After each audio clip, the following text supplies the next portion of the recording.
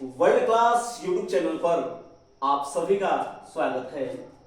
आज हम आधुनिक भारत में इंडियन नेशनल कांग्रेस अर्थात भारतीय राष्ट्रीय कांग्रेस के बारे में स्टडी करेंगे। ये संगठन 1885 में तो इसकी स्थापना होती है और 1947 तक यानी लगभग 62 वर्षों तक देश के अंदर आंदोलन की दशा और दिशा को ये क्या करते हैं, गाइडलाइन करते हैं। यह संगठन किसी भारतीय संस्था या भारतीयों के द्वारा नहीं बल्कि अंग्रेज खुद के लिए सेफ्टी के तौर पर इसकी स्थापना करते हैं। क्यों? क्योंकि 1857 की क्रांति ने अंग्रेजों को ये इंफॉर्मेशन दे दिया था कि अब भारत आजादी के लिए एक्टिव हो चुका है और इसी आजादी के आंदोलन को दबाने के लिए इस संगठन में भारतीय जो वेल एजुकेटेड हो, जो पैसे से हो, वैसा संगठन बनाया जाए और इसमें ऐड कर दिया जाए। तो 28 दिसंबर 1885 को इंडियन नेशनल कांग्रेस की स्थापना होती है। 28 दिसंबर 1885 को इंडियन नेशनल कांग्रेस की स्थापना होती है और स्थापना करने वाले कौन होते हैं? तो उनका नाम होता है एलन एक्टर ह्यूम यानी एओ ह्यूम। और उस समय भारत के वायसराय या गवर्नर जनरल के रूप में लॉर्ड डॉफ्रिन काम कर रहा है। कौन कर रहा है? लॉर्ड डॉफ्रिन। लॉर्ड डॉफ्रिन क्या कर रहा है? वर्क कर रहा है। कांग्रेस की स्थापना 28 दिसंबर 1885 को एलन एक्टर ह्यूम यानी एओ ह्यूम के द्वारा की जाती है और उस समय भारत का वायसराय डॉफ्रिन होता है। अब प्रश्न यह उठता है कि ये एओ ह्यूम है कौन? तो ये स्कॉटलैंड के रिटायर आईएएस अधिकारी है जो शिमला में क्या कर रहे हैं? रह रहे हैं। इसीलिए इनको शिमला के संत या हर्मिट ऑफ शिमला के नाम से जाना जाता है। जब इस संगठन की स्थापना होती है तो पंजाब से बिलोंग करने वाले एक नेता होते हैं जिनका नाम होता है लाला लाजपत राय। ठीक है, ये कहां से बिलोंग करते हैं? पंजाब से। और इनकी एक पुस्तक है यंग इंडिया। क्या नाम है? Young India. यंग इंडिया में लाला लाजपत राय साफ साफ लिखे हैं कि कांग्रेस की स्थापना ये भारतीयों के लिए नहीं बल्कि अपने सेफ्टी के लिए सुरक्षा कवच के रूप में की गई है। ठीक उसी प्रकार एओ ह्यूम के भी एक जीवनीकार होते हैं। कौन होते हैं? जीवनीकार। और उनका नाम होता है विलियम वेडरबर्न। प्रश्न यह पूछता है कि एओ ह्यूम के जीवनीकार कौन है? तो उनका नाम होता है विलियम वेडरबर्न। और विलियम वेडरबर्न ने भी अपनी पुस्तक में साफ साफ मेंशन किया है कि हाँ, इंडियन नेशनल कांग्रेस की स्थापना सुरक्षा कवच के तौर पर अंग्रेज इसलिए कर रहे थे। ठीक, अब जब डॉफ्रिन इसकी स्थापना करते हैं तो लाला लाजपत राय एक स्टेटमेंट देते हैं कि कांग्रेस डॉफ्रिन की दिमाग की उपज है। या कथन किसका है? तो लाला लाजपत राय का। भारत में एक ऐसा संगठन बना जो तन और मन से भारतीय हो लेकिन इसमें जो रक्त का फ्लो हो वो क्या हो?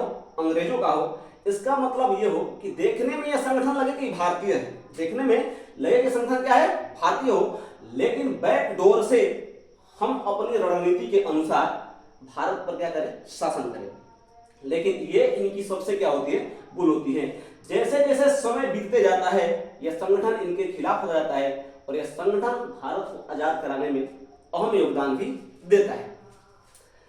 और प्रथम बैठक स्टार्टिंग में इसका नाम इंडियन नेशनल कांग्रेस नहीं होता है, इसका नाम होता है भारतीय राष्ट्रीय संघ। दादा भाई नौरोजी के सिफारिश पर इस संगठन का नाम इंडियन नेशनल कांग्रेस होता है। और 1885 में इसकी क्या होती है? प्रथम बैठक होती है। और कहां पर वो बैठक होती है? तो मुंबई में। और कौन इसकी अध्यक्षता करते हैं? डब्ल्यू.सी. बनर्जी के द्वारा। और इसमें टोटल 72 मेंबर पार्टिसिपेट करते हैं। प्रश्न ये पूछता है कि आखिर वो कौन सा ऐसा व्यक्ति है जिसने इंडियन नेशनल कांग्रेस की प्रथम सीटिंग में भाग नहीं लिया? तो नाम होता है सुरेंद्रनाथ बनर्जी। सुरेंद्रनाथ बनर्जी के द्वारा एक संगठन बनाया जाता है जिसका नाम होता है इंडियन एसोसिएशन। बहुत पहले का संगठन होता है। इसी वजह से सुरेंद्रनाथ बनर्जी इस संगठन में यह प्रथम जो बैठक होती है इसमें शामिल नहीं होते हैं। दूसरा बैठक होता है 1886 में कलकत्ता में। और कौन इसकी अध्यक्षता करते हैं? तो दादा भाई नौरोजी। पहला जो बैठक हुआ है वो गोकुलदास तेजपाल संस्कृत विद्यालय मुंबई में हुआ है। तीसरा बैठक होता है 1887 मद्रास, और कौन होते हैं? बदरुद्दीन तैयबजी। कौन होते हैं? बदरुद्दीन तैयबजी।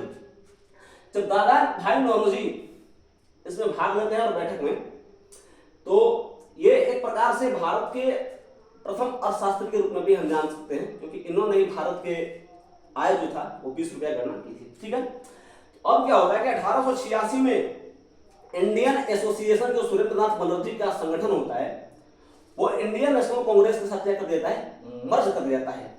और ये जो एओयू है ये 1885 से लेके 1905 तक इंडियन नेशनल कांग्रेस के महासचिव के रूप में, यानी इंडियन नेशनल कांग्रेस के एक प्रकार से फादर के रूप में भी इनको जाना जाता है। और 1906 में जब ये महासचिव पद से रिटायर हो जाते हैं एओयू, तो इनकी जगह पर सुरेंद्रनाथ बनर्जी का आगमन होता है। आज हम इंडियन नेशनल कांग्रेस में मेन टॉपिक हमारा यही है कि हम ये पता करेंगे कि ऐसे कितने विदेशी भारतीय हैं जिन्होंने इंडियन नेशनल कांग्रेस की अध्यक्षता की है। तो 1885, 86, 87 तक तो आपको समझ में आ चुका है। अब हमारे सामने है 1888, जगह होता है इलाहाबाद, और इसकी अध्यक्षता किसने की है? George Yule. प्रश्न यह पूछता है कि टोटल इंडियन नेशनल कांग्रेस के जितने भी मीटिंग्स हुए हैं उसमें कितने अंग्रेजों ने भाग लिया है? तो टोटल 6। कितने लिए हैं? 6। आज हम उन्हीं के ऊपर चर्चा करेंगे। तो 1888 में इलाहाबाद में इसकी बैठक होती है और जॉर्ज यूल इसके क्या होते हैं? अध्यक्ष होते हैं। इसी 1888 में कांग्रेस के द्वारा एक रात्रि भोज का आयोजन बुलाया जाता है। और जब भैया आयोजन बुलाया गया है तो उस समय भारत में जो वायसराय है डफरिन, उसको इनवाइट किया जाता है। डफरिन इनवाइट भी होते हैं, और उसी इनवाइट के दौरान डफरिन जो है एक कांग्रेस के प्रति बहुत कठोर स्टेटमेंट देते हैं, जिनका नाम होता है कि कांग्रेस मुट्ठी भर लोगों का संगठन है। प्रश्न पूछता है कि कांग्रेस मुट्ठी भर लोगों का संगठन है, ये स्टेटमेंट किसका होता है? तो ये होता है आपका लॉर्ड डफरिन का। और 1888 में ही सबसे पहली बार संविधान निर्माण की भी बात की गई है, और जो नमक का रेट होता है उसे कम करने और शिक्षा पर अधिक से अधिक पैसा खर्च करने की बात की जाती है। तो 1888 में इलाहाबाद, जॉर्ज यूल। 1889 में मुंबई, और ये कौन है? तो विलियम बेडरबन। ये 1910 में भी एक बार मीटिंग में भाग लेते हैं, अध्यक्षता किए थे। यही विलियम बेडरबन जो एओयू के क्या है? जीवनी कारवी है। उसके बाद है आपका 1894 मद्रास, कौन है? Alfred Webb. 1904 Bambai, sir Henry Cotton. 1917 Calcutta, Annie Besant. ये जो एनी बेसेंट होती है, इनका आगमन 1893 में होता है भारत में। ये नॉर्दर्न आयरलैंड के रहने वाली होती है, और ये भारत में 1916 के अंदर होम रूल लीग की भी स्थापना करते हैं। इनकी कुछ पुस्तकें हैं, जैसे new India, Commonwealth and Madras standards. प्रश्न पूछता है कि new India, Commonwealth and Madras standards किसकी रचना है? तो एनी बेसेंट की रचना है, और किस भाषा में लिखी है? तो वो इंग्लिश में। और उसके बाद ये प्रथम ऐसी महिलाएं होती है, विदेशी महिला, जो इंडियन नेशनल कांग्रेस की अध्यक्ष बनती है। उसके बाद 1933 में कलकत्ता में एक अधिवेशन होता है, और उसकी अध्यक्षता का करते हैं नलिनी सेन गुप्ता। कौन है? नलिनी सेन गुप्ता। ये भी क्या है? विदेशी दूसरी महिला है, और इन्होंने इंडियन नेशनल कांग्रेस की अध्यक्षता की है।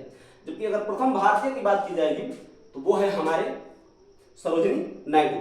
तो हमें सिर्फ और सिर्फ 6 ऐसे विदेशी भारतीय थे, उनके बारे में पहले थे जॉर्ज यूल, दूसरा है विलियम बेडरबन, तीसरा है Alfred web, sir Henry cotton, Annie Besant और नलिन सेन गुप्ता। कुछ और बातें हैं जो मैं आपको बता देना चाहता हूं। जब 28 दिसंबर 1885 को इंडियन नेशनल कांग्रेस की स्थापना होती है, तो उस समय ब्रिटेन का जो प्रधानमंत्री होते हैं उनका नाम होता है ग्लैडस्टोन।